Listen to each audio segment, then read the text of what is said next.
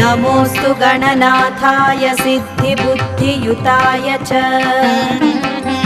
सर्वप्रदाय देवाय पुत्रवृद्धिप्रदाय च गुरुधराय गुरवे गोप्त्रे गुह्यासिताय ते गोप्याय गोपिताशेषभुवनाय चिदात्मने गोप्याय गोपिताशेषभुवनाय चिदात्मने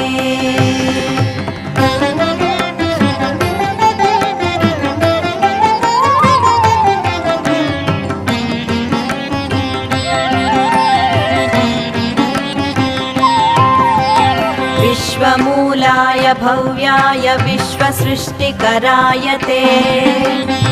नमो नमस्ते सत्याय सत्यपूर्णाय शुण्डिने